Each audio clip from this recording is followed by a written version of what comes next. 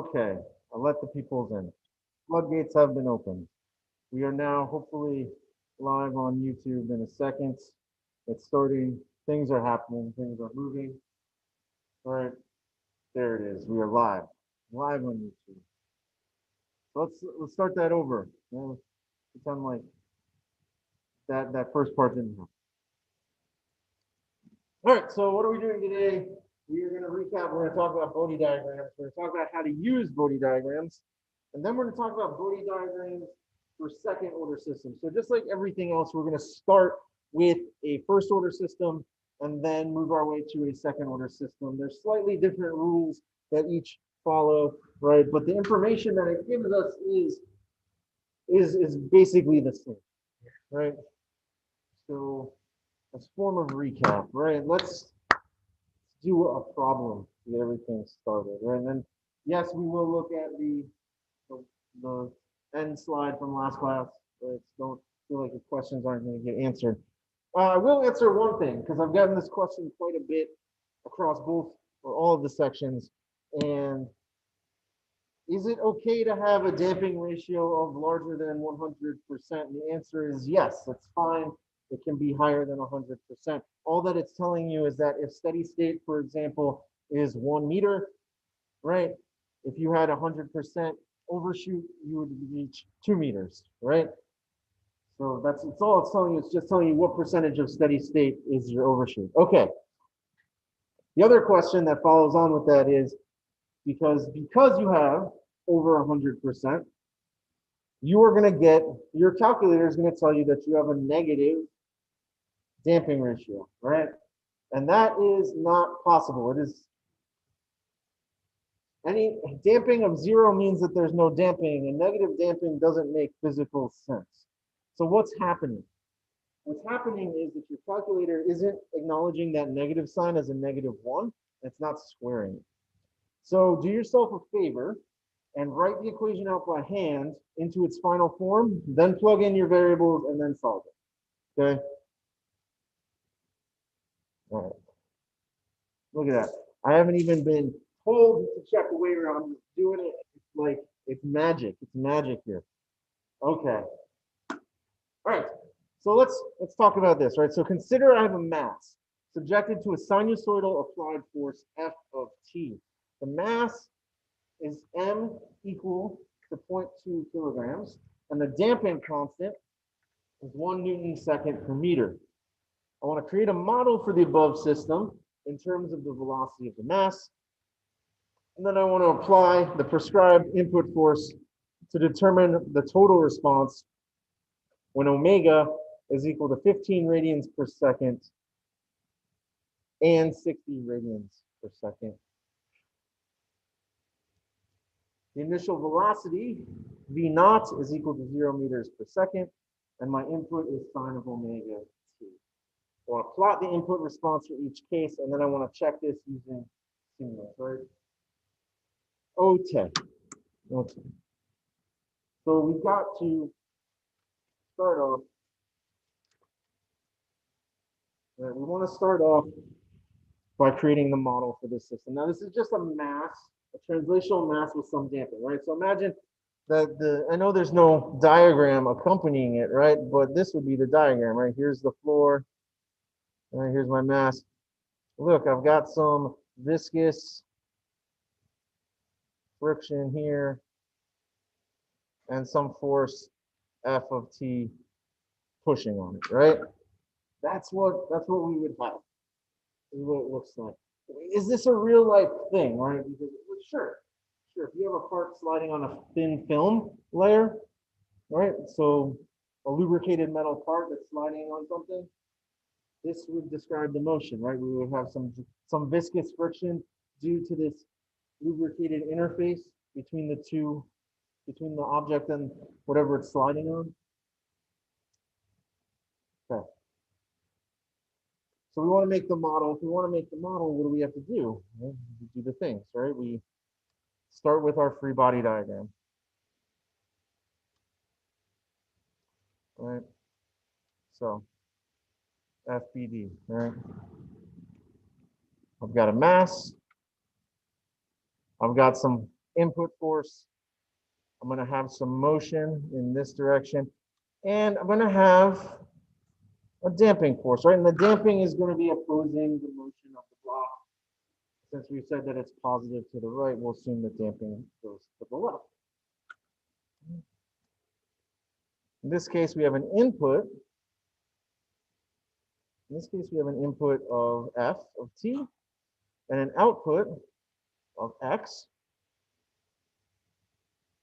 We can write down our truths. Now, I'm going to ask for help from the audience on this one. What are some mathematical truths for this particular system? What do we got?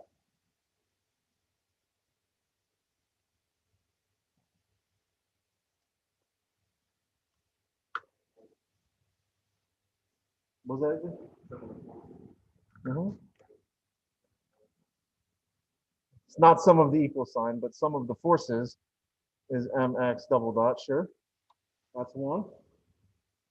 Give me another one.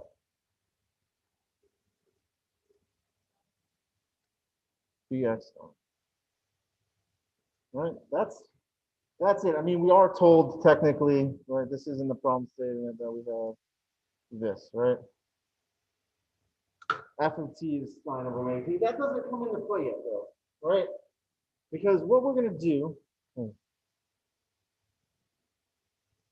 this froze. Okay, so my camera froze. Is this still picking? Are you guys still hearing me in Zoom? Yes. Okay, good. Good, good. Let's restart that. Okay, I'm back. I'm moving again. Okay, so we're not going to need f of t right yet, right? We're just building the model, but we wrote it down just so we remember what it is, right? So we can get into our reduction here. And remember, we were actually told what, right? We were actually told that we want this model in terms of the velocity, right? So we're going to rewrite, we're going to change our dynamic variable here from x to v. We know that x dot is equal to v, and we know that x double dot has to be equal to v dot. All right, this is one of those systems that we played around with a lot in the rotational world, where we have just an inertia and a damping and no spring, but this is the translational variant of that, right? So we start our reduction with Newton's second law, right? And I sum my forces. Well, I've got F of t minus F sub b is equal to m v dot. Right, so F of t is equal to m v dot plus b v.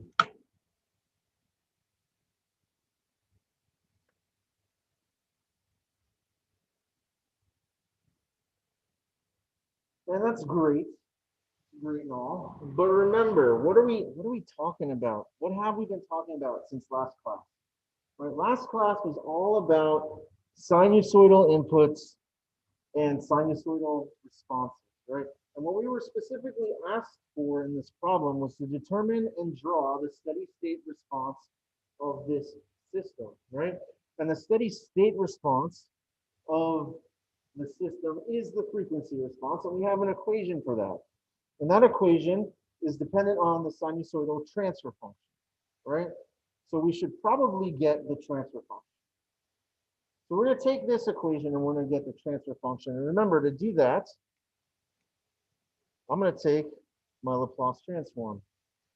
And that's going to give me f of s is equal to ms plus b times v of s.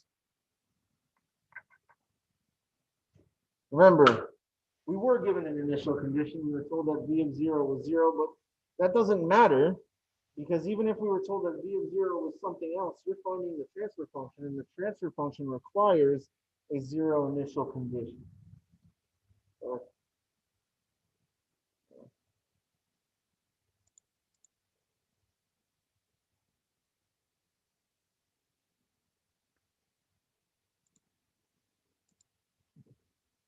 Okay. So the transfer function requires a 0 initial condition. So now we have the Laplace transform of this, and we want to make our transfer function, right? So how do we do it? Well, we need the ratio of output to input, and when we do, oh, that's too many. One more. There we go. When we do that, we'll get V of S over F of S is equal to 1 over MS plus B. Right. And at this point, we can do, 1 over, we plug in 0.2 for M, since that's what we were given. And we plug in 1 for B, because we were given that in the problem statement. And we can leave it like this, right? We're going to leave it like this. And I'm going to say that this is my transfer function, so this is equal to G of S. Remember, the variable G of S is commonly used to tell you what the transfer function of the system is. Bless you. Right? So if you're given G of S, you're being told what the transfer function is directly. Okay? Well, I'm going to write this here, right? Because remember, in the general form, YSS is equal to the magnitude of G of J omega times U naught sine of omega T plus T, right? That's the equation that was on 3 of the final slides from last class before we did a problem.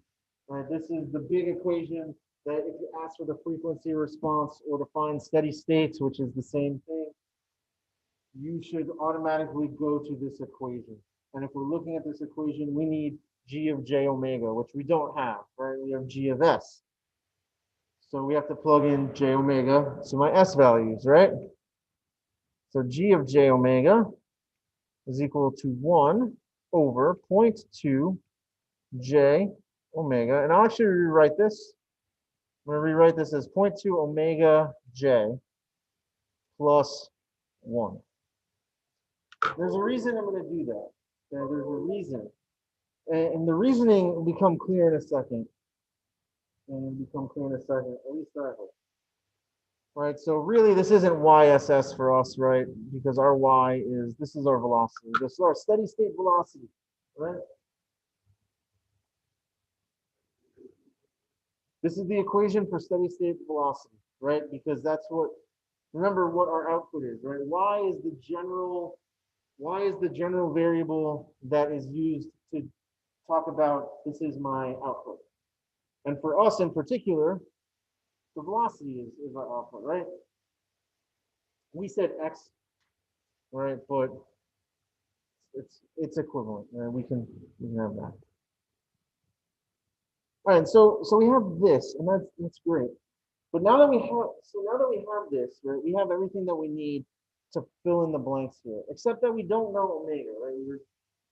We do and we don't. We were given 2 options for omega, right? We need to evaluate this system at 2 separate frequencies.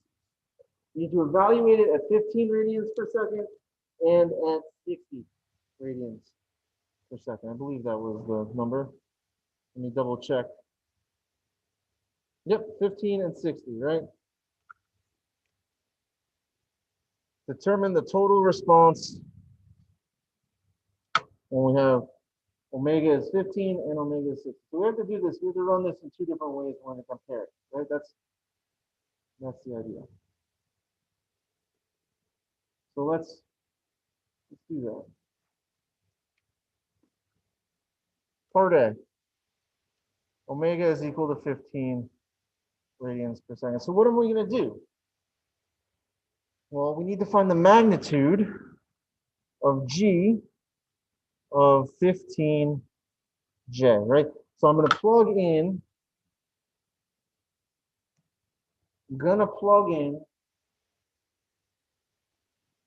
15 for omega, right? That's what I'm going to do. The last time we did a problem at the end of last class, we were told that our sine function had some prescribed omega t, right? This is a little bit more general, and you can test it to various portions, right? But I'm going to plug in omega, 15 for omega here. And if I'm doing the magnitude, right, remember that's the Pythagorean theorem of the real portion plus the imaginary portion squared. right? Or the Pythagorean theorem of the real plus the imaginary of the numerator. And 0.2 times 15 squared plus 1 squared, right? Because the imaginary part in the denominator is 2 times 0.2 times omega, right?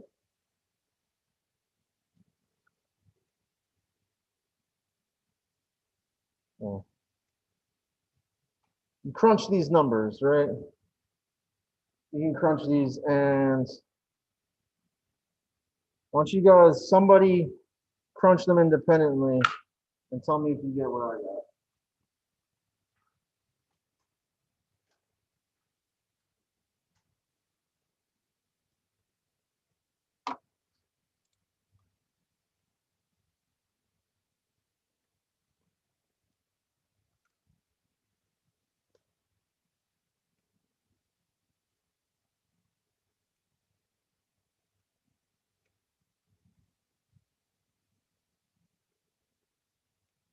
I got the same number.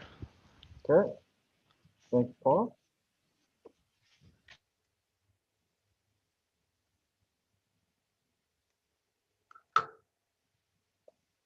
All right. So now what?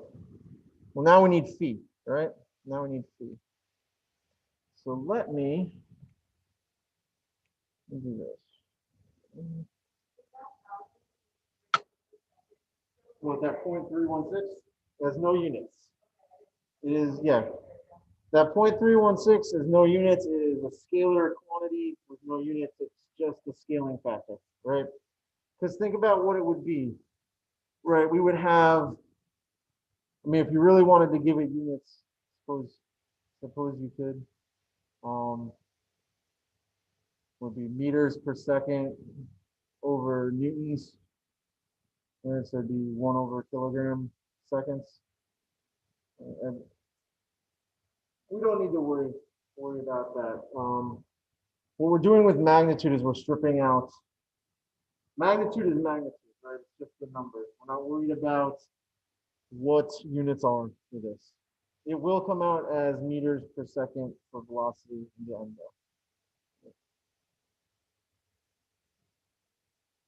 though. Okay.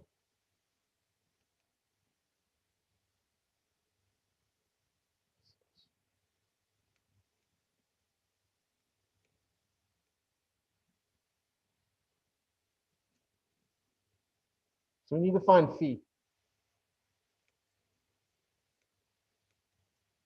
Phi is equal to what? Well, it's the tan inverse of the imaginary divided by the real of the numerator minus the tan inverse of the imaginary divided by the real of the denominator.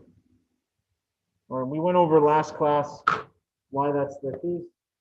It has to do with polar form.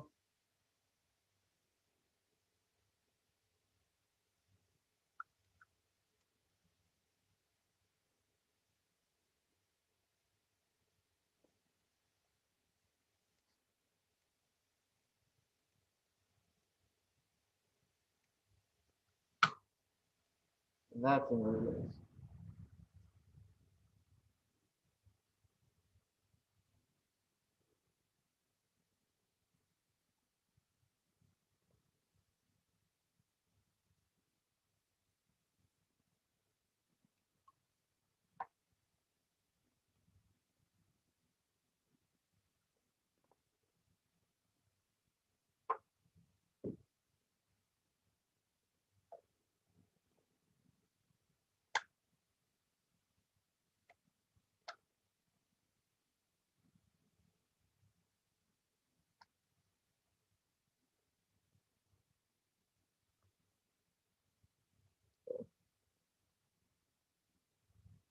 So now we have everything that we need, right? We can plug this.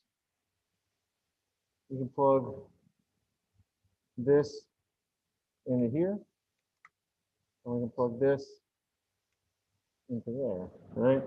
We know U naught because we were told that f of t was sine of omega t. So that means that the amplitude to start with is just 1, Well, that's just one. So if we wanted the steady state equation, I'll write it on this next slide here. Wait for it. There it is. We'd have V steady state is equal to 0.316 times the sine of 15t plus, or in this case, minus, right? Minus 1.25.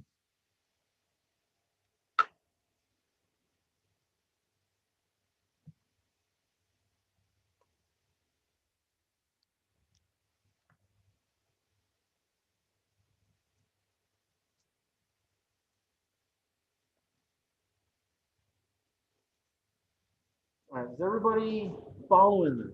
Because we're gonna do it one more time. Okay? We're gonna do it one more time for 60. So wait, for we use the magnitude equation. Could you go back the previous slide? Yeah. So when we did like the g to the 15i, and then you had like the square roots of, or like to Yes. root everything, is that based on like the magnitude equation? That And like is we the just yeah, yes. okay. That is the magnitude equation. What we're finding is the magnitude of, think of it this way, right? When we apply a sine input, we are going to get a sine output out, right? And that sine output will have the same frequency as our input, but it will be shifted, which is where the phi comes in, and the amplitude will be scaled in some way, which is a function of the magnitude. Okay. U naught is 1 in this case, right? Because our original input was f of t is equal to sine omega t, right?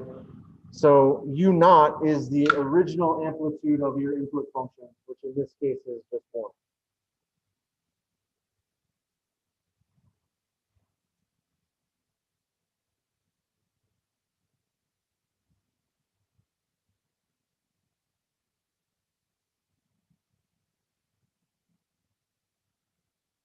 Okay. So we're going to do this again, right? We're going to do this at 60 radians per second.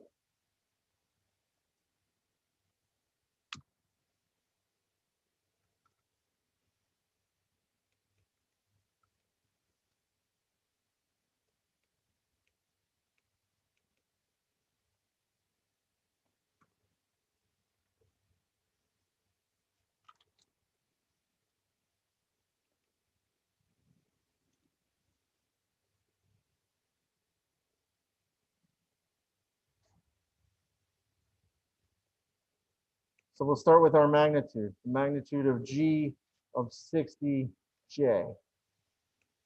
right? And this is going to look real similar to what we just had, right? Because it's the same transfer function, right? Except this time we have 0.2 times 60 squared plus 1 squared. And what do we get for our magnitude in this case?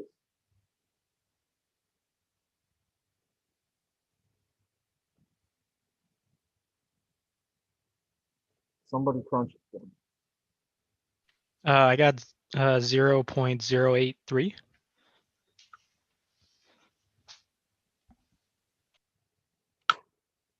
Let's get a check. What else? Who else got something? Thanks, Bob.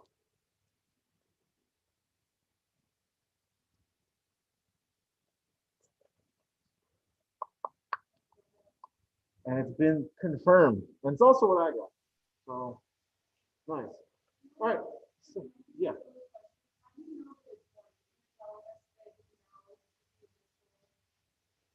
How do I know what the amplitude? Because remember, in general, our input functions will take this form, right? The one that we were given was just this, right?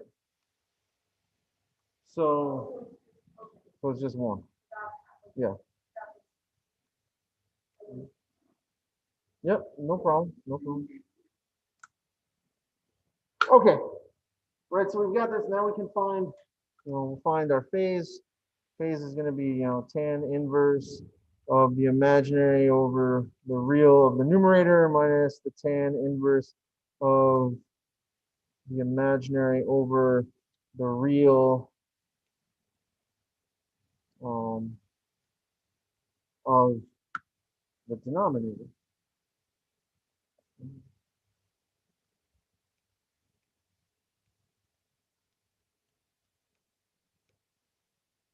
So we crunch it, we get it out. So VSS is equal to 0.083 sine of 60t minus 1.49. So there, we calculated, we're in this, again, just remember this is meters per second. And this isn't really part B, right? Part B, this is also part A. Part B is really to draw these responses. All right, so we're going to have to draw these responses and then check it with, then we want to check it with Simulink. And checking it with Simulink is really simple for this, right? We already have the transfer function. We just make a transfer function block. You know what the sine input should be, right? You're going to give it a sine input with an amplitude of 60 radians per second and a sine input with an amplitude of 15 radians per second, right? And just send it into the block. But we'll talk about that in a second, right? So let's draw it by hand. How are we going to draw this by hand? Oh, no, not yet. Next, we'll do the time trials. Oh, yeah, the full day. So how are we going to draw this by hand? Right? Let me put in another slide. Please, another slide. I would like another slide, please. There we go.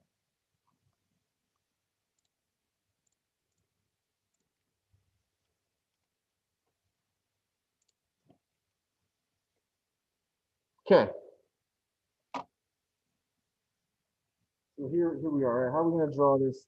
Well, remember, we've got two equations that we're trying to draw.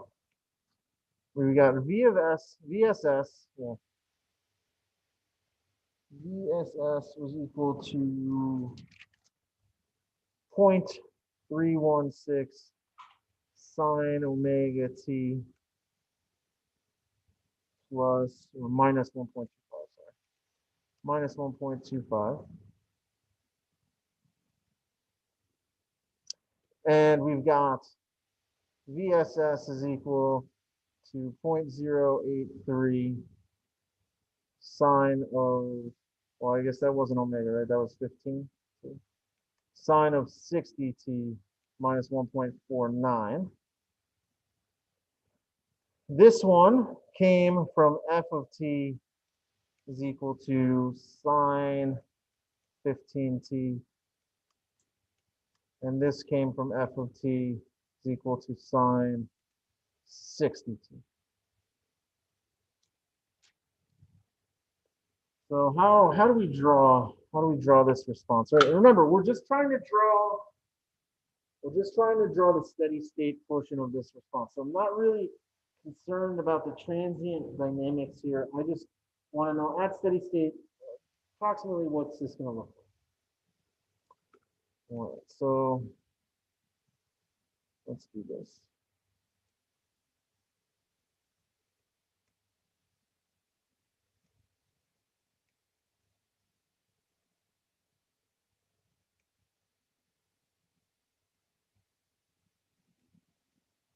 So my y-axis, excuse me, is velocity.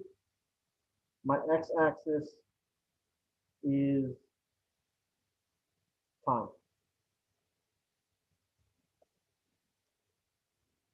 So the first thing I'm going to do is I'm going to draw this first input, that sine of 15t. I'm going to focus on the left half of these equations, right? So I want to draw my input, and I want to see how my output has changed that input, right? All right, so at 0, we'll get 0. Then we know at some point that's going to equal 1. Okay. So 1 minus 1, right? That's the amplitude of my initial wave. It has to equal that.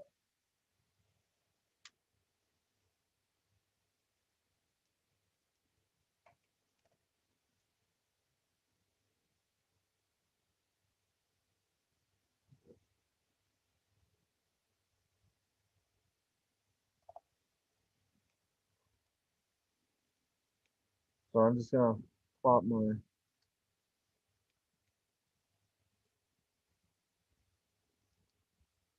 That's basically what we're working with. So what do I want to do? Well, I'm going to find the next part where I cross 0.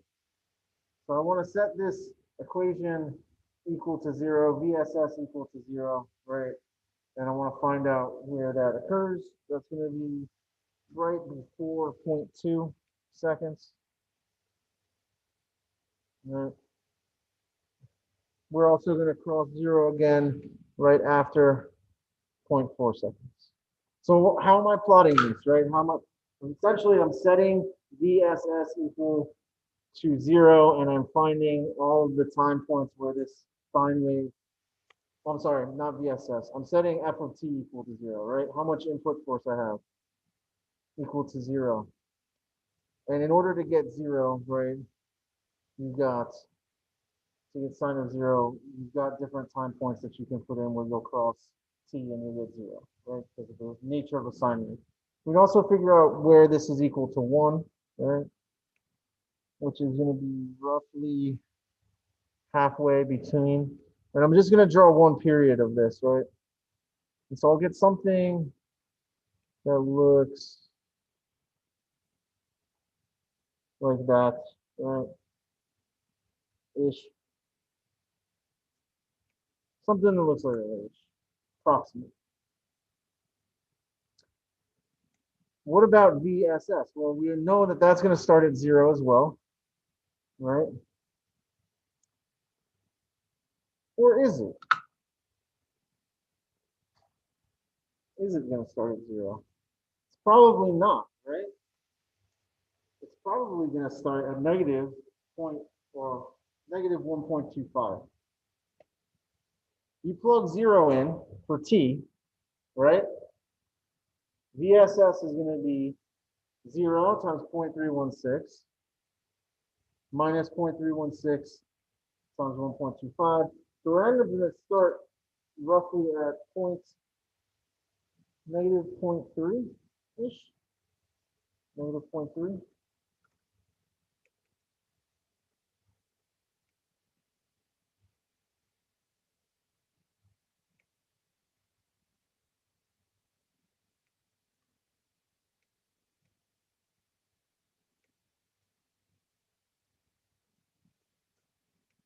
Right?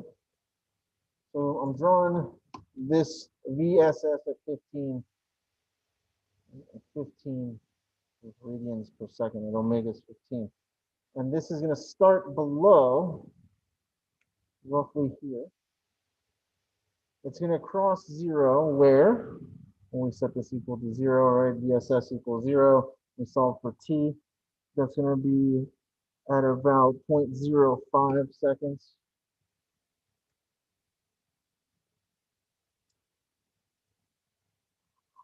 We'll hit our peak at about 0.4. Our peak's going to be about 0.4. Well, I guess 0.3 and change. It's hard to read this sometimes. And that's right before 0.2 seconds.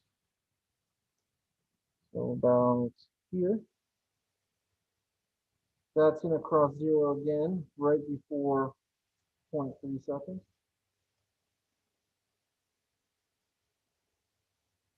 It hits its other peak, its negative peak, at about 0.4 seconds.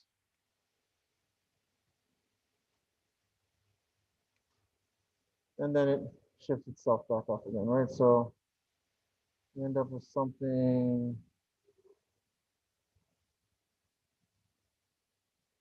that kind of goes like that. Right? I realize that that's not the best drawing, right? But if we're doing this by hand, we're not really trying to get accurate results. We're just trying to understand what's happening. And so what does this show us, right? This shows us that we've got some phase shift, right? We have shifted this sine wave. It peaks, the peak changes, right? And we've got some shift here, right?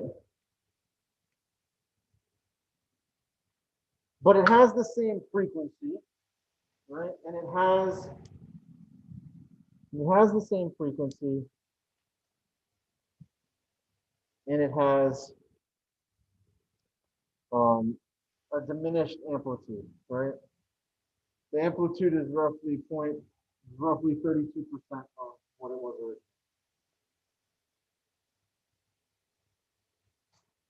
Okay? So literally, what you're doing is you're just plugging in time points, right? You just plug in points for t and you plot it.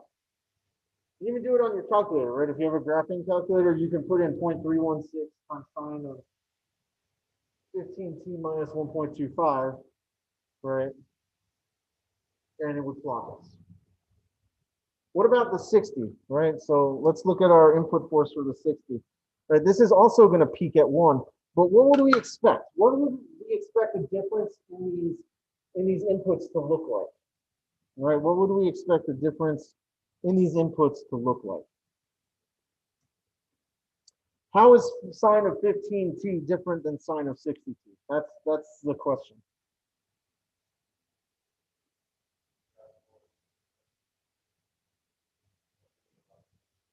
Yeah, it's a higher frequency, right? So it'll have more peaks. It should have roughly 4 times as many peaks in the same amount of time, right?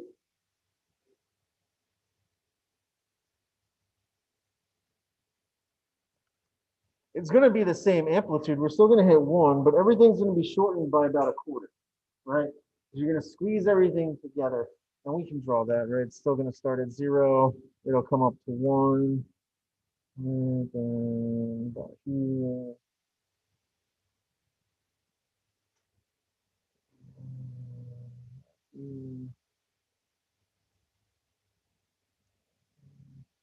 So we've got,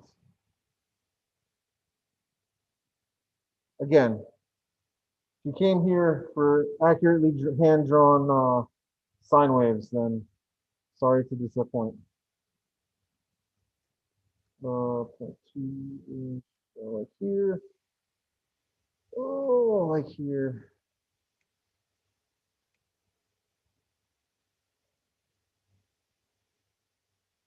All right, so it looks something like that. And I know this is getting messy. We'll take a look at a Simulink output in a second that's not as messy. But again, this isn't really about accuracy. This is about gut feeling and making sure that we understand what's happening, right? So based on how we drew the output for the last one, right? What do you guys expect to happen for the red line?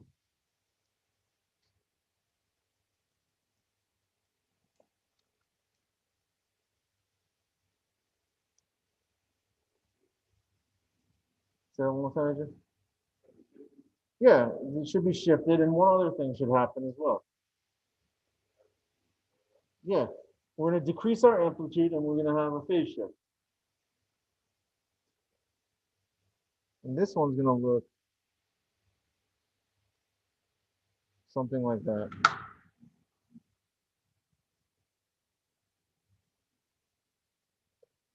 Because remember, it's 0.083 times the amplitude, right?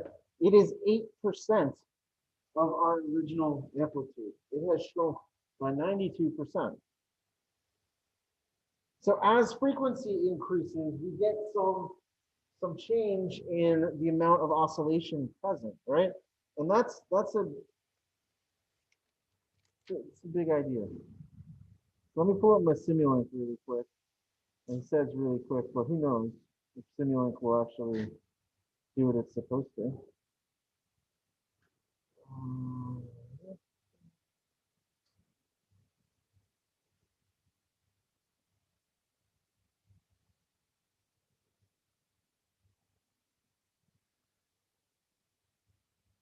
I think this is it. It's thinking about it. Okay, here we go.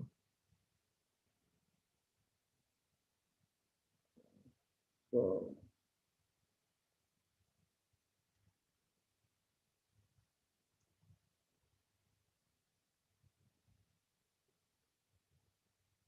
please don't crash the meeting. Thank you. Okay. So here it is, right? Here's the system on the left. Don't worry about the one on the right just yet. We'll talk about that later. So hey, this is our system, right? And we're actually going to take this out and just connect that up and disconnect that for a second. Right. Amplitude of 1, a frequency of 15. No phase.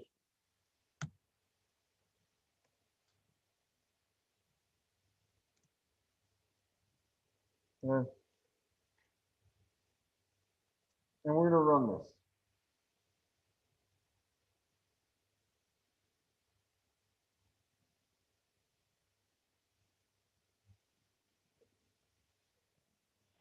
Okay, and I know you can't see it, so let me share that window.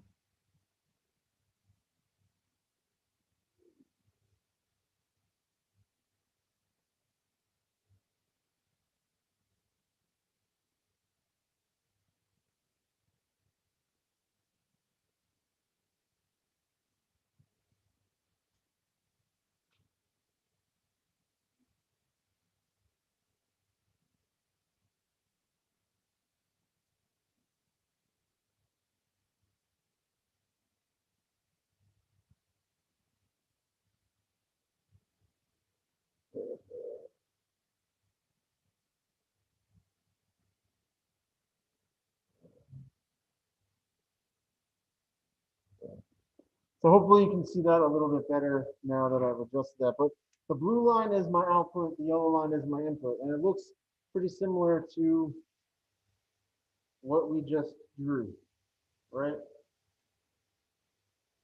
We could do the same thing for the other version, but you would just see more of the same. So by changing the frequency of the input, we have affected the output in some way, right? By increasing the frequency for this particular system, we have decreased, right? We have decreased the amplitude of our vibration, right? By increasing the frequency of the input. We've also shifted it in time. So there's some lag that we've introduced, right? Because now there's this time shift, right? And we can talk more about that later. So checking this in Simulink, not too bad. What does what mean, the lag?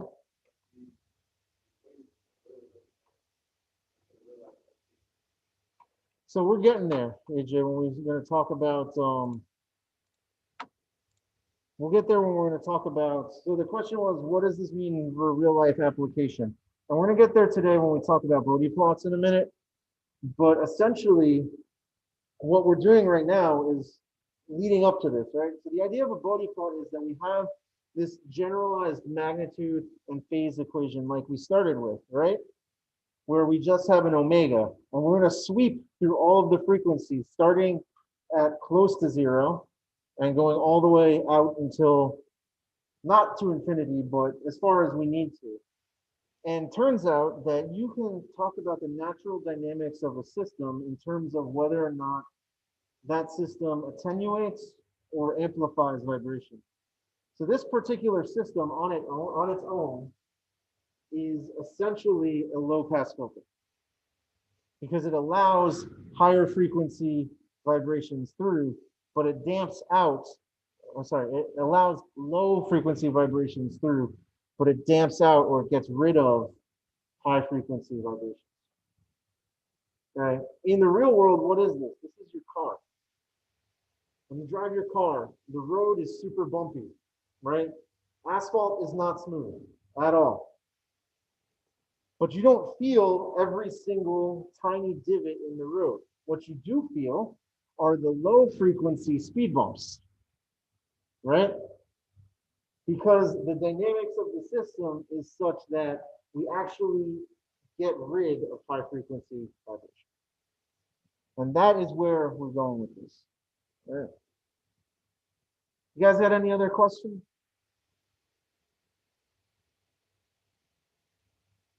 You doing all right? Okay.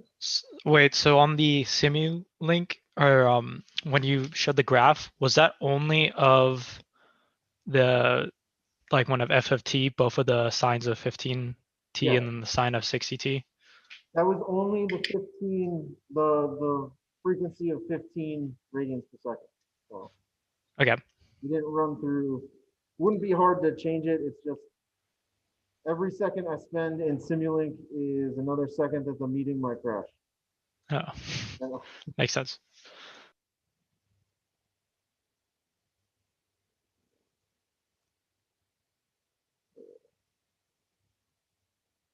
All right.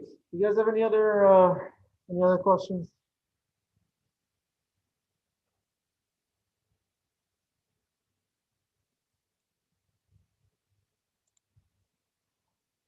Okay. Well, you guys know it's not the first time, Charles. I'm gonna throw you into your breakout rooms, and you guys work on it. You'll get 45 minutes. I'll hop around rooms and answer any questions. Okay. So, what is your question that you get 45 minutes on? It's this one. Determine the model for the system. Determine the steady state response to the input torque given on there. Draw the input and steady state response and create a Simulink model to test it. 45 minutes. Start a breakout room.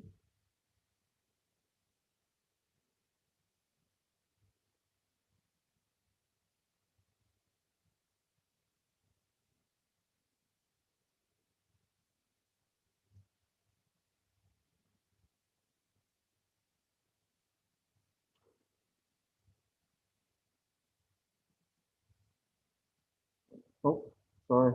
Just kidding. Forgot to set the timer. That would have been bad. Uh-huh.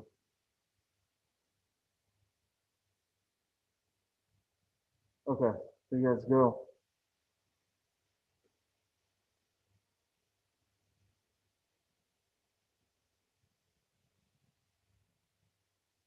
All right. 45 minutes.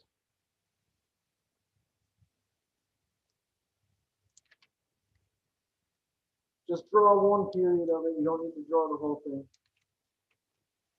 One period is fine.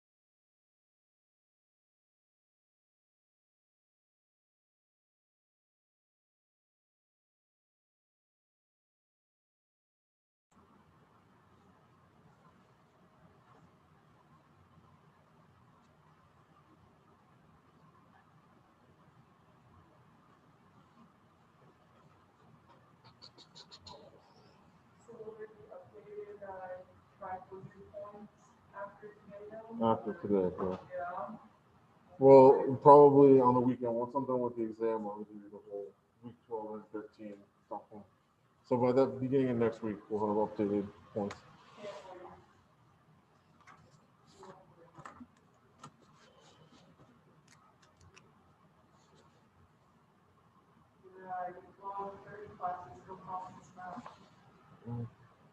That's fine, but it would appear that your team is in the lead, though, isn't it?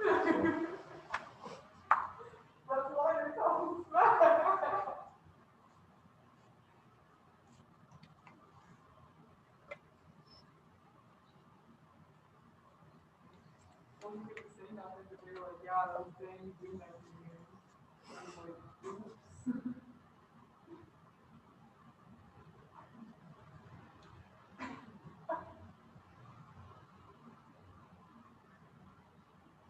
All right, everybody should be coming back, hopefully. Not lost in the ether of breakout rooms. I lost an entire section in breakout rooms. I just never came back.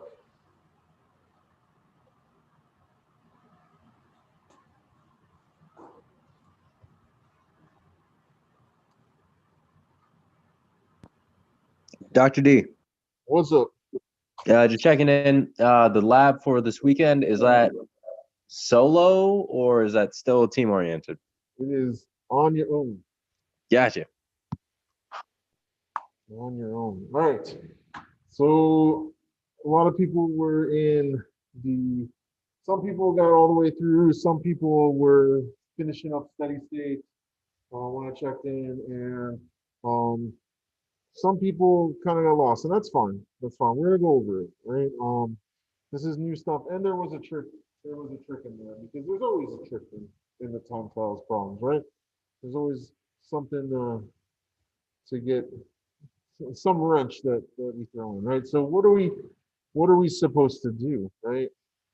Well, first thing, we're going to start with our model, right? The model is the same thing we always do. Free body diagram, inputs, outputs, write your truths, reduction, right? So we'll do that. Here it is. I drew my free body diagram, and I've got Tn, Tb, and Tk. My input is Tn, my output is theta. My truths are the sum of my torques equal to J theta double dot. TB is equal to B theta dots. TK is equal to K theta, where B, K, and J are given, and Tn is 1.5 sine 18T. All right, so I do my reduction, Tn minus Tb minus Tk equals J theta double dots. All right, so J theta double dot plus B theta dot plus K theta is equal to Tn of T, right? So where do we go? Right, we've got our equation. Well, we're going to take a Laplace transform of this, and we're going to set up our transfer function, right? We'll take a Laplace transform, and we're going to set up our transfer function, which looks like this, right? Take the Laplace transform. Because I'm setting up the transfer function, I assume 0 initial conditions. Right, that gives me JS squared plus BS plus K times theta of S. Right, theta of S over T of S gives me my G of S. Right. But I need G of J omega, which is just 1 over, I'll plug in, this is going to be 0.2 J omega squared plus 1.6 times J omega plus 65. So again, right, I just plugged in for J, B, and K here, and I plug in J omega for all of my S's, but something different happens here, and this is the thing that is different than our first order system, right? In a second order system, I end up squaring J. J is the square root of -1. J squared is just -1, and if we kept this up, right, we would see that we end up in this rotation here, right? So anytime you have an even power of J, you are going to actually cause this to be incorporated in my real portion, right? Because this really turns out to be 65 minus 0.2 omega squared plus 1.6 j omega, right? Because j squared is just -1. Right, so if I wanted the magnitude of this, right, where omega was 18 as given in our inputs, we get 1 over, well, square root, let's do it all out, right? Square root of 1 squared plus 0 squared over the square root of 0.2 squared plus 1.6 times 18 squared. All right, this is all one. Well, hold on. Let me rewrite this. This is getting messy. So 65 minus 0.2 times times 18 squared. This whole thing squared plus 1.6 times 18 squared. Right? This is what we get.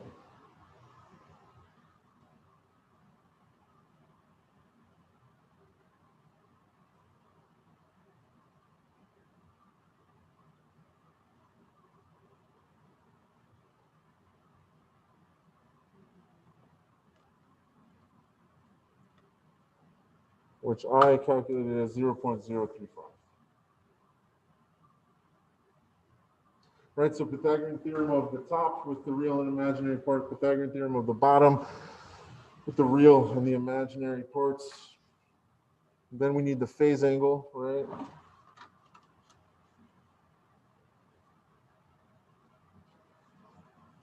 Is everybody okay with how we found magnitude? Do you have any questions on how to find magnitude?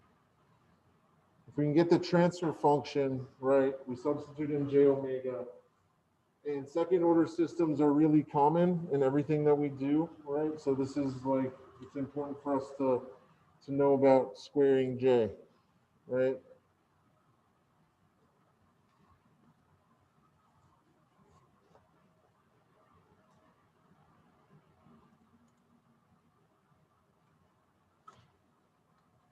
Phi is the tan inverse of the imaginary over the real of the numerator, minus the tan inverse of the imaginary over the real of the denominator.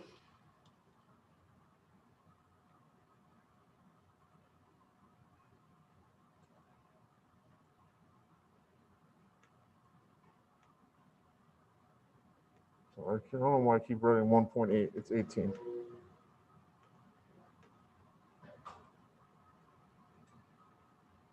All right.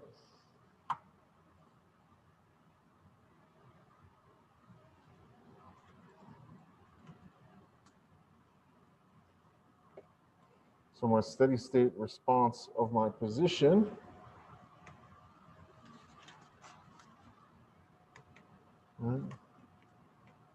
of t is equal to 0.035 times 1.5 times sine of 18t minus 1.56, right? Or 0.0525 sine 18t minus 1.56.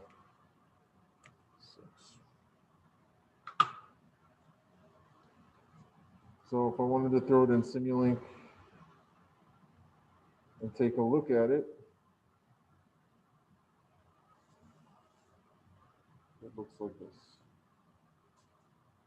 So this system does a very good job of attenuating this input frequency. Right, at 18 radians per second, we have decreased our amplitude by 95%. Dr. D, Yeah. for the yellow graph, because I have the blue graph, but for the yellow graph, I had my amplitude listed as 1.5. Was that incorrect, or what was the proper method? I'm sorry, Sean, you cut out for a second. What did you have? So I had my amplitude at, I believe 1.5 and my frequency at 18. And for the second one, I had my amplitude at 0.0525 and my frequency at 18. But my initial graph looks nowhere near your yellow. Okay. Is it just not as smooth, or what's going on? How does it look different? It is very smooth. I guess wildly multiplied. It hits peaks that yours does not seem to. All right, we're gonna have to. I'll have to take a look at it at a different time, Sean. Where I can take a look at your simulink. So if you wanted to come to office hours tomorrow, we can talk about it a little bit more. Sounds good. All right. Any other questions?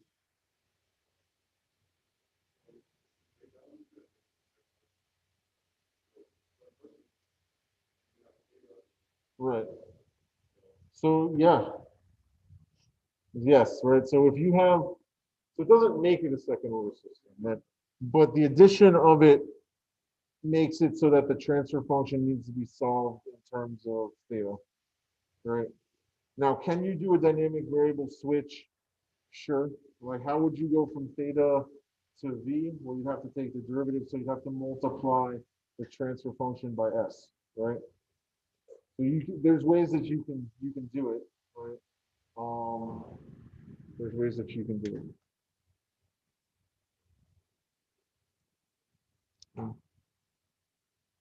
Cool. Any other questions?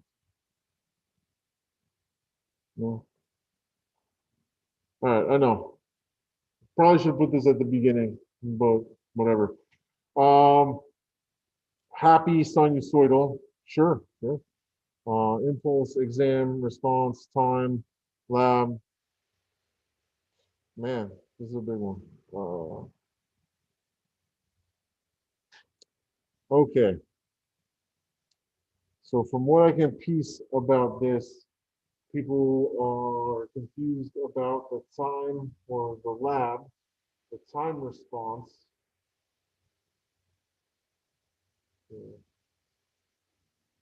I can't make heads or tails of this one, guys. I apologize. But what I will say is we're gonna do much more with sinusoidal. So we've basically done one class. So let's give it a little bit. Let's give it today in the next class, please. When are you gonna get the exam back? Eventually. I'm not done grading it yet. I'll probably be done grading it by Saturday. So you'll probably get your grades on Saturday. Response time.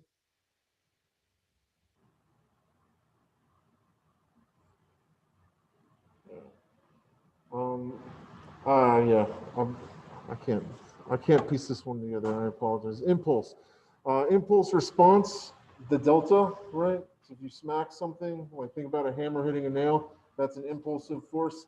It's a very large amount of force over a very short period of time. Once the hammer is not on the nail anymore, there's no force being applied, right? So how do we represent that in the Laplace domain? That's just a constant, right? It's not changing with time. It's just a scaling factor in the Laplace domain.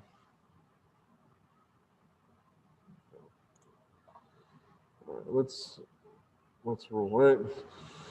Things are still due. Things are still moving. The lab done by Sunday. The homework the following Sunday. All right. Exam 3 on the last day of class. The benchmark and the presentation due on the 20th. All right, so that was the recap, right? Recap. We're going to talk about Bode diagrams, and we're obviously not going to get through everything that I have here today. And I'm fine with that because I think that you guys doing that problem was probably more helpful than me talking about Bode diagrams, to be quite honest. And we'll catch up with Bode diagrams next Tuesday. We'll finish what we started, right? But we'll at least get through first order Bodes today, given the time that we have left. Okay, so the previous discussion and examples illustrate how frequency response can be easily computed if we know the amplitude ratio and the phase angle, right? I think that by the problems that we've done, we have shown that if you can calculate, if you feel comfortable calculating magnitude and you feel comfortable calculating phase, then you should be able to get Y steady state, right? You should be able to get the steady state out. If you're not comfortable with calculating magnitude and phase, you need to get comfortable calculating magnitude and phase, because I am going to ask you to calculate magnitude and phase. Right? It's on the homework. It's definitely going to be on the exam, right? We know that. Why? Because I put the darn equation into 3 different slides in a row last class with boxes, right? That should indicate that there's some importance there, right? So if you're having trouble figuring out magnitude and phase, please come to office hours. We'll talk about it, right? We'll get you sorted. We're also going to do a lot more with it as we progress in the next few classes, right? So don't feel like we're not going to talk about it again. We can create 2 plots with these quantities, and I've kind of hinted at this, right? But we're going to talk about creating the Bode diagram, which is a magnitude and a phase plot, right? So how does my magnitude and my phase change as a function of frequency? That's what I want to know, right? That's what I want to know. So traditionally, it's plotted in decibels, right? So magnitude in decibels, in dB. So we're going to have to do a conversion. What's the conversion? Good question. Well, if you have your magnitude and you want it in decibels, you take the magnitude that you calculated and you plug it into this formula, 20 times the log of G Oj of J omega. Now, that's not natural log, right? This is the base 10 log. So don't get confused, right? It's actually log. If your calculator is anything like mine, it doesn't have the log button anymore. It only has ln, but you can dig through your math settings and find it. Or if you have a fancy calculator that lets you type in letters, if you type log, open parentheses, put the number in, and close the parentheses, it'll do it. It'll do it for you. Okay. So this is how we find our magnitude in decibels. And that's important because this is the unit that is used in a Bode magnitude plot, right? So here's some rules for drawing Bode diagrams, right? So 20 log of 1 is equal to 0. So unity amplitude ratio gives you 0 magnitude, right? So think about it this way. Your magnitude is how much you're scaling, right? It's how much you're scaling your signal. If you're not scaling it, you're not changing it by any decibels. So it's 0 dB. 0 dB equates to a magnitude of 1, okay? Decibel magnitude greater than 1 is an amplitude ratio greater than 1. I'm sorry, greater than 0. And decibel magnitude less than 0 is for amplitude ratio less than 1. Okay, so the amplitude ratio is going to be between 0 and 1, right? So the closer you are to 1, the larger your decibel value is, and the further away you get from 1, or the closer you get to 0, the smaller that your magnitude is, the more negative your dB magnitude becomes. Very small amplitude ratios equal large negative decibel magnitudes, right? So if you have something like 0.05 from the last, or 0.035, that's going to give you a negative dB. right? 20 times log 0.035 will come out negative. So here's a quick example. If I found this 0.124, then what is the magnitude in dB, right? Somebody crunch it. Remember the equation.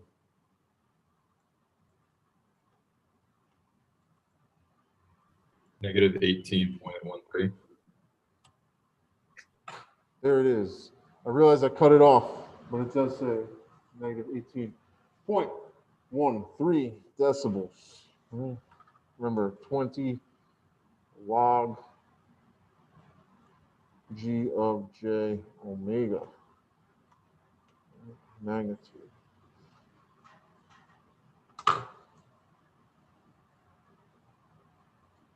Okay. So that's the first part, right? We can calculate it, but then we have to convert it to decibels if we want the Bode diagram. Okay.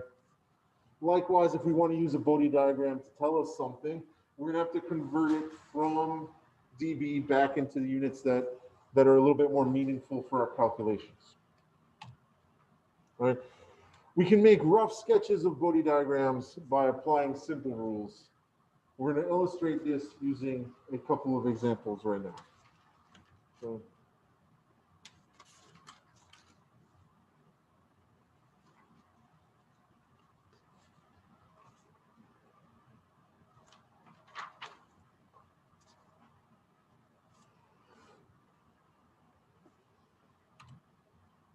So here are the rules.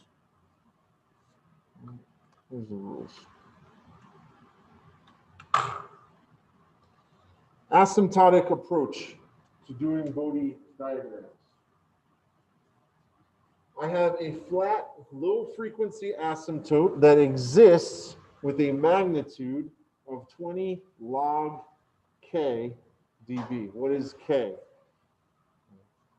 Here, right? K is the numerator of my transfer function if I write it in standard form for a first order system. Now, these are the rules for a first order system. The rules for a second order system will change, okay? But these are the rules for a first order system. Okay.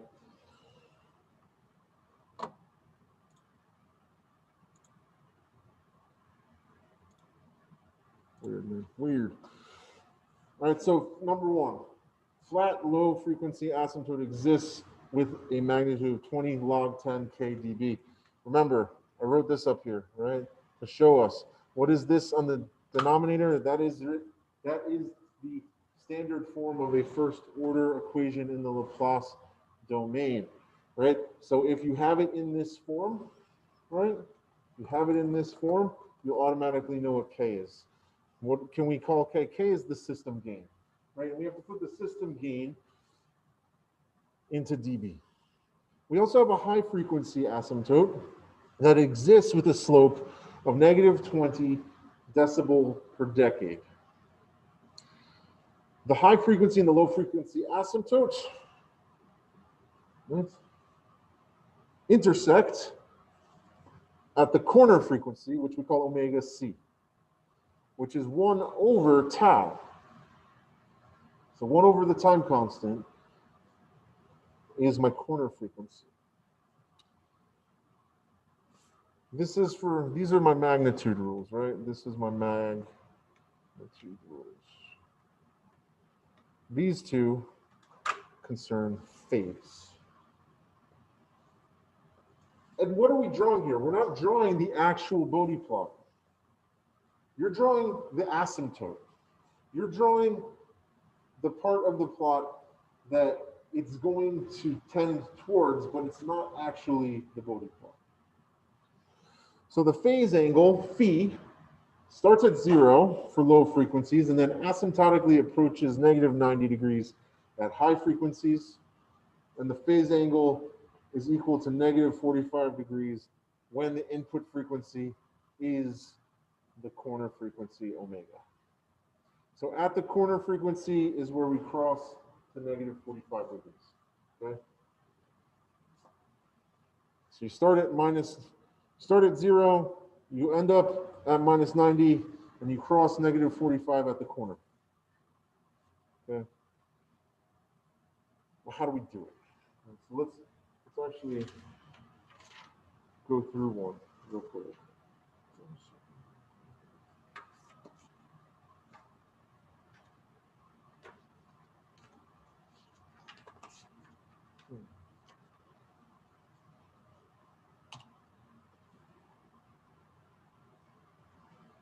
Okay. So I did this one out already. Well, let's get rid of that. So an example of a first order system.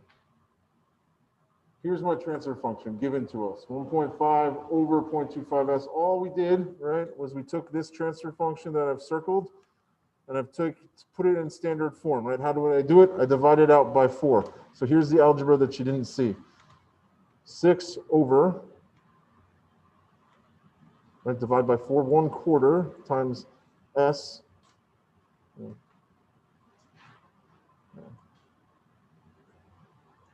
1/4 times s plus 1.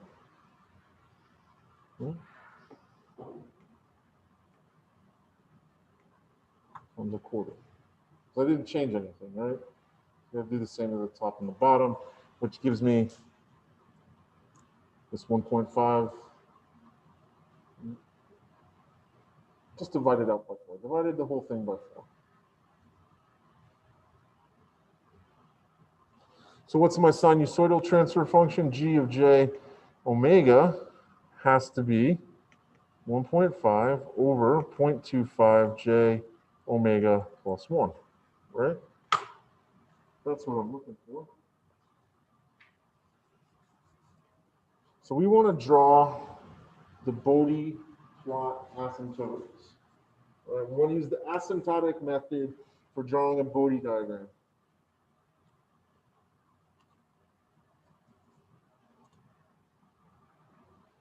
Is everybody cool so far? Oh, yeah. Twice it with Jeremy.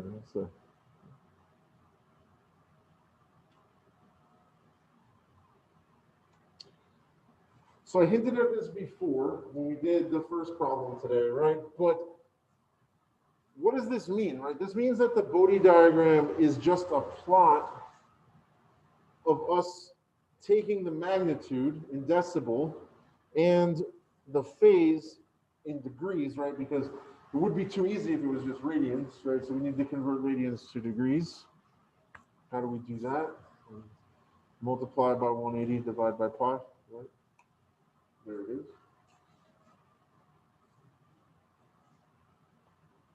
So remember, that first problem we did, we came up with a general expression for magnitude, and then we plugged in omega. We came up with a general expression for phi, then we plugged in omega. In this case, we are taking those two expressions based off of our transfer function, and we're just going to sweep through all of the omegas.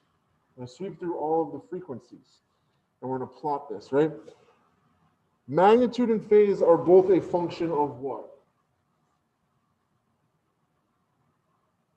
Not time, not position.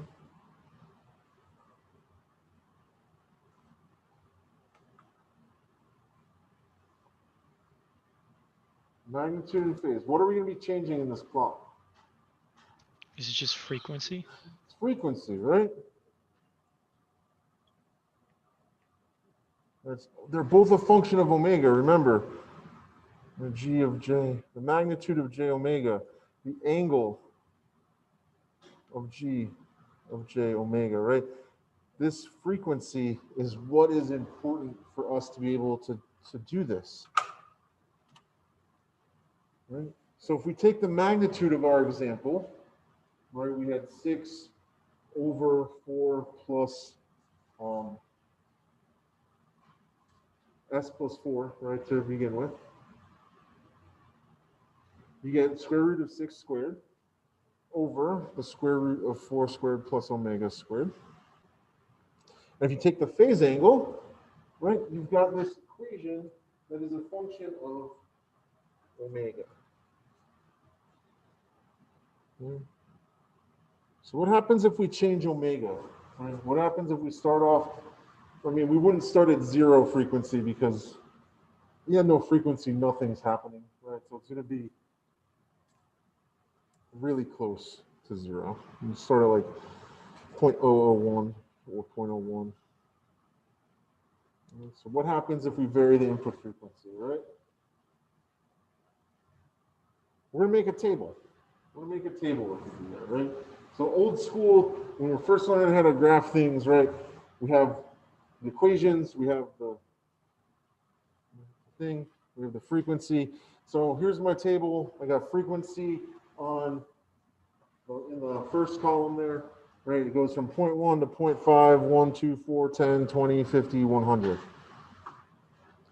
I've got my magnitude. Where does that come from? The magnitude comes from what? Well, it comes from me plugging that into my magnitude equation that I had here, right? So in Excel, you literally create a list of frequencies, pop in your magnitude equation, right? Grab the frequency, pop in your phase equation, grab the frequency, right? I want this in dB though, so that's 20 times log of that column. Right? And notice what happens here, right? Just by looking at it. We start off with what's going to be our DC gain for our system. At low frequency, we hit the DC gain for our system. Remember, DC gain is just what happens if I take the transfer function and I plug in 0 for S, right? It's whatever I'm left with. Another way of thinking about this is my system gain at steady state, right?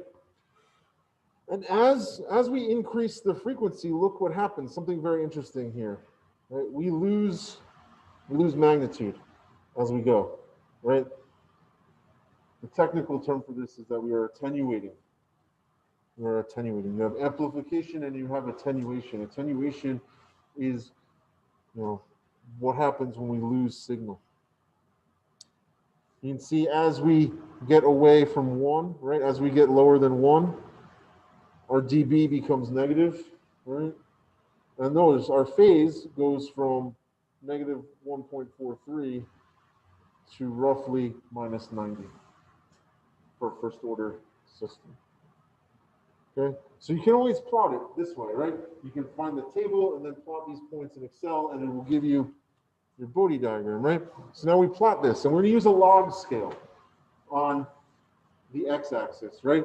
So the x-axis is a semi-log plot, right? It's not a log, it's semi-log, right? Notice our x-axes line up between the two plots, right? We're going to go from 10 to the minus 1 all the way up to 10 squared, right? So 0.1 to 100. Each one of these tick marks, right? So this is if we start at 10 to the minus 1, that's 0.1. The next line, right? This would be 0.2, 0.3, 0.4, 0.5, 0.6, 0.7, 0.8, 0.9, 1. 2, 3, 4, 5, 6, 7, 8, 9, 10. 20, 30, 40, 50, 60, 70, 80, 90, 100. Okay.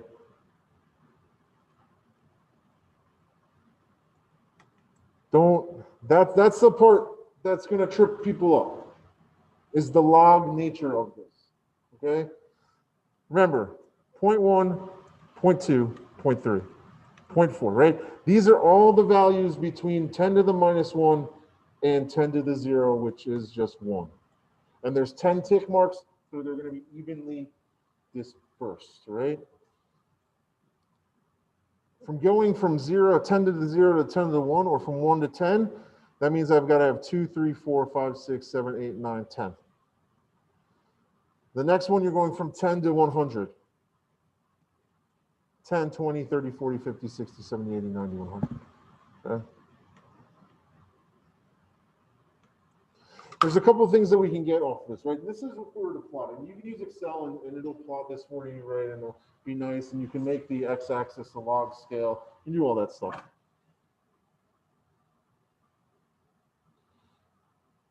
So before we get there, right? Our rules for this were to draw the asymptote, right? So I have a low frequency asymptote at 20 log K, right? Well, what was K? We never figured out K, right? Looking at this, K is going to be 1.5, right? We did figure it out, I just never pointed it out. K is 1.5 and tau is a quarter, okay? K is 1.5 and tau is a quarter. All right, low frequency asymptote at 1.5.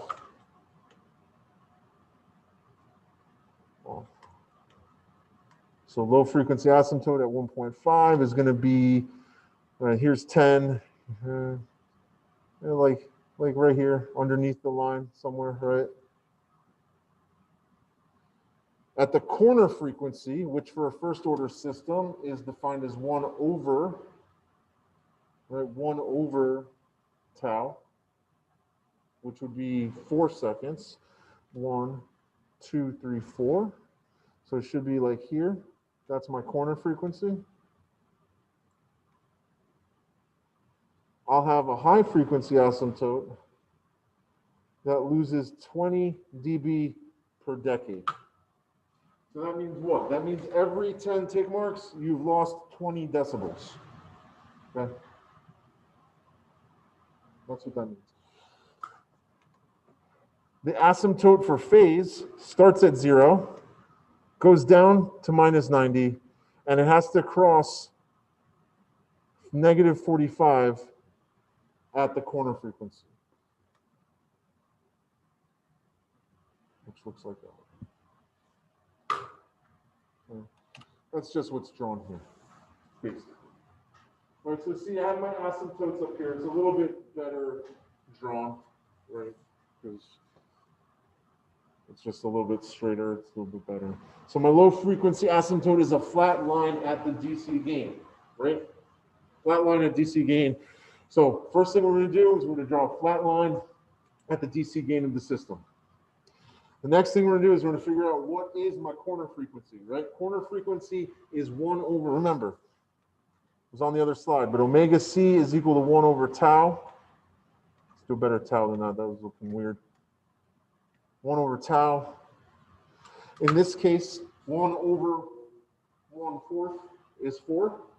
That's why it's at 4 seconds. From 4 seconds on, we will attenuate our signal by 20 dB per decade, right? So if this is 4, 1, 2, 3, 4, 5, 6, 7, 8, 9, 10. So by the time we get here, from here to here, we should lose about 20. Did we? Yeah, roughly, right? Every 10 lines is a decade. Every 10 lines is a decade. No, it's a clever name. It's a clever name. Okay. And that's the first order. Like that is for first order. We have 3 things that we need to worry about, right? Because once we know the corner frequency, we also know where our phase has to cross minus 45 degrees. We'll start at 0, we'll go down to 90, and you're going to get this nice curve, right? Now, what controls how steep that is, right? What controls how steep that is, right? That's a function of your system dynamics, right? Where your corner frequency is with respect to where you started, right? But it's going to be a smooth transition when we're drawing the asymptote.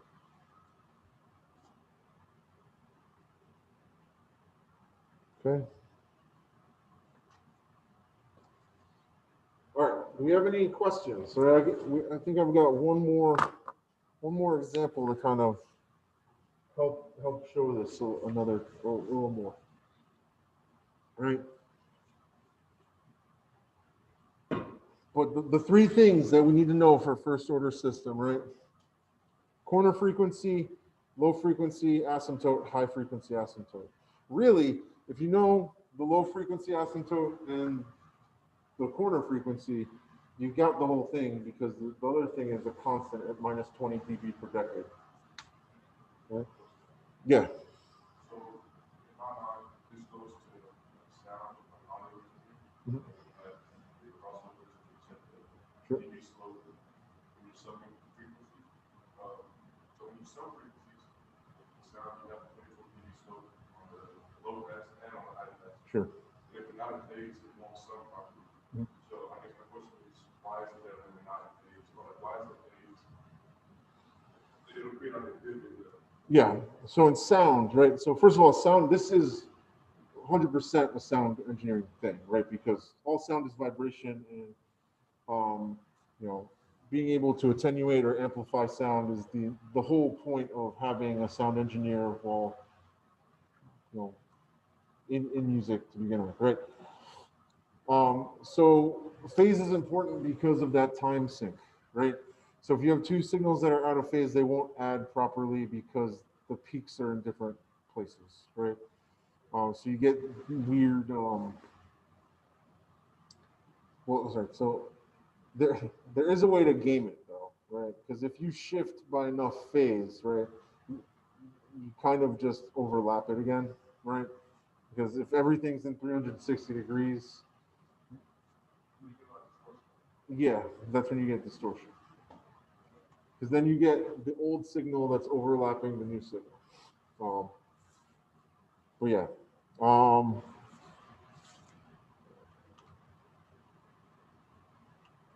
I have. Thank you for asking. Because guess what? MATLAB does this for you, right? The command Bode, right? So how do we use the command Bode? Well, you set the numerator, you set the denominator, you create a transfer function the way that we've done in the past, right? You use the TF command. That creates an LTI system.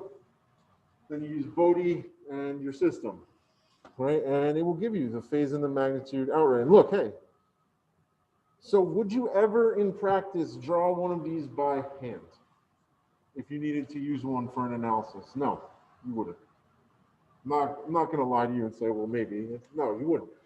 Why do we need to be able to draw them by hand? We need to be able to understand what it's going to look like so you can check to make sure that things are working the way that they're supposed to, right? But if you ever need this for an analysis, you are going to use a program, 100%, right? 100%. Why? Well, because of the way that we're defining how to draw it, we're drawing the asymptotes, right? We're drawing the envelope for this. We're not drawing the actual plot. We're drawing what the plot fits into. Okay? So as you notice here, right, hopefully, well, I'll draw your attention to it if you didn't. As frequency increases, right, once we hit the corner frequency, we start to attenuate our signal, right? So we have a breakdown. If you think of it in terms of sound, right, your attenuation means that you're not getting any sound, right? You're decreasing the amplitude of the vibration, right? So for vibrations in systems, this is nice because for things like your car, you have now damped out vibrations at high frequency, right? But you've also created a 90-degree phase lag, which is, it's not great. But for something like your car's suspension, not really all that important, right? It's not about time delay there. Things like circuits, you kind of want to, part of the game is increasing your attenuation while minimizing your phase lag. Right? Okay. So that's a Bode plot in MATLAB. It's pretty simple. If you can make a transfer function, then you're good. And we should be able to check it with what we have, right? Let's see on the next one, right? So remember, we had an asymptote at what, 20 log of 1.5, right? Which is, our asymptote is still going to be valid, right? Here's our low frequency flat asymptote. 1, 2, 3, 4, right? This is still my corner frequency. Here's my high frequency asymptote. There it is. Look, I crossed minus 45 there, right? Go.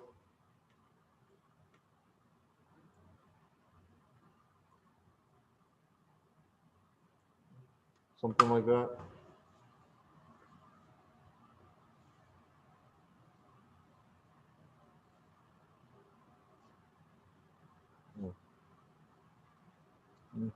So our asymptotes bound this, right? Just like asymptotes normally do.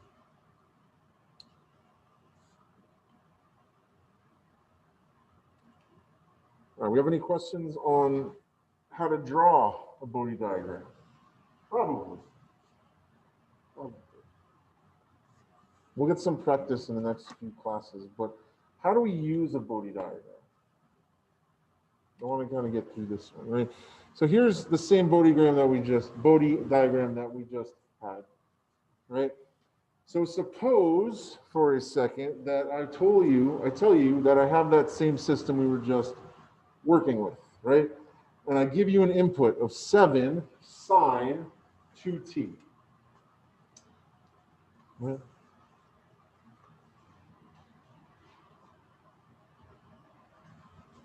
Give you an input of 7 sine 2t. Well, how can I use a Bode diagram to figure out my frequency response, right? Because you can. So if you have the Bode diagram, right, you go in at the frequency. Remember, in this case, frequency is 2, because you know that the output will have the same frequency. So here I am, 1, 2. Right, that purple line is a frequency of 2 radians per second. And look, I can pull my magnitude in decibels off of my Bode diagram. Right, and in order to do this, right, you need to either estimate or have the actual Bode diagram with, cursor on. Turns out that this point is 2.5527 decibel. Well, I need to turn that from decibel back into unitless, right? So I have to convert it. How do I do that? Well, this is 2.5527 decibel. Remember, G of J omega in decibels is equal to 20. Hold on. Let me do this. 20 log G of J omega, right? This is G of J omega in dB, right? So how do I get from one to the other? Well, I've got to divide both sides by 20 first, right? So I get 1/20th G of J omega in decibels is equal to log of G of J omega, right? But guess what? To get rid of log, I have to raise everything to the 10 power, right? So this is 10 to the G of J omega in decibels divided by 20. And that's going to give me G of J omega. All right, so that's where this equation right here comes from. Okay. Well, I guess the one below it. This is just from the algebra, right? I know that the original equation is to multiply what I want by 20 log of G of J omega. So in order to get G of J omega back out from decibels, I have to take 10. I have to do 10 to the G of J omega in dB divided by 20, which is 10 to the 2.5527 over 20, which is 1.341, right? I'll erase this for a sec. You guys can get it later. So that's great. So this is my magnitude, right? This is G of J omega. But remember, at steady state, this is G of J omega times U naught sine omega t plus phi. So this should be 1.3416 times 7 times the sine of 2t plus phi. Well, phi, my phase at 2 radians per second, comes out to negative 26.57 degrees.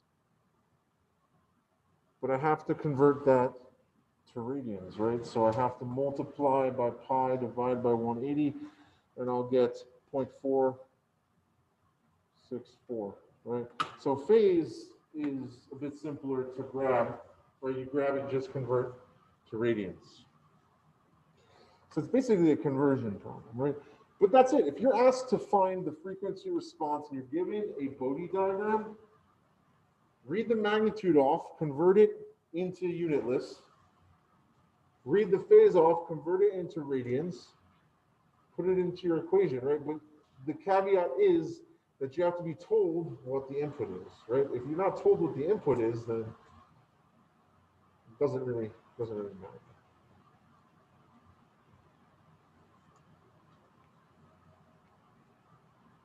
All right. You guys have any questions on reading a Bode diagram, right? For first order system, for any order system, really, because it doesn't matter first or second order, they might look different, but reading the plot is the same, right? And what we can do with the plot is the same. We can read off the magnitude, we can read off the phase. If you have a Bode diagram, you can come up with the steady state response from it at a given a specific frequency for a specific input.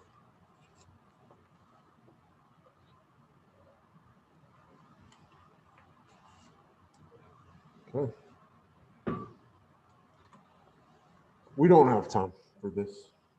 Ain't nobody got time for this right now. We got 5 minutes. So we'll start here on Tuesday, right? We'll do this problem where we have this RC circuit, right? We're going to use the Bode diagram to find the input frequency omega, where the magnitude of the output voltage, E sub C, drops to 1.2 volts, or 1/2 of the input, right? So on Tuesday, we'll talk about how we can use a Bode plot to not just come up with steady state, but figure out what frequency we would need to run a system at to get a specific output. Okay.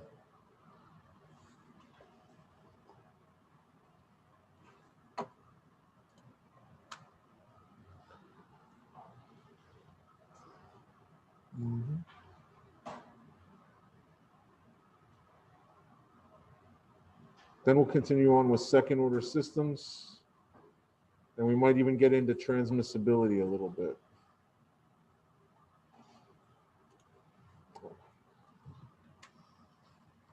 Okay. That's it. That's it for class today.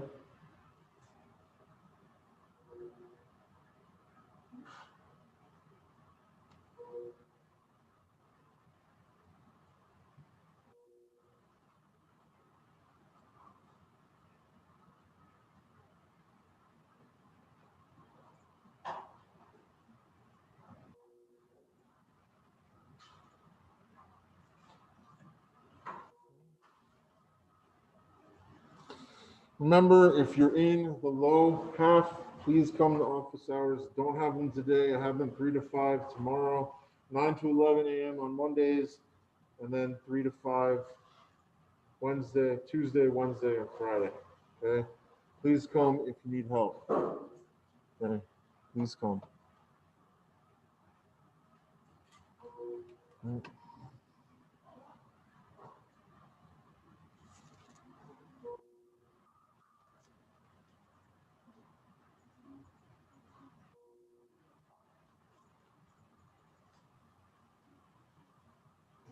Thank you. Sure. Have a good one.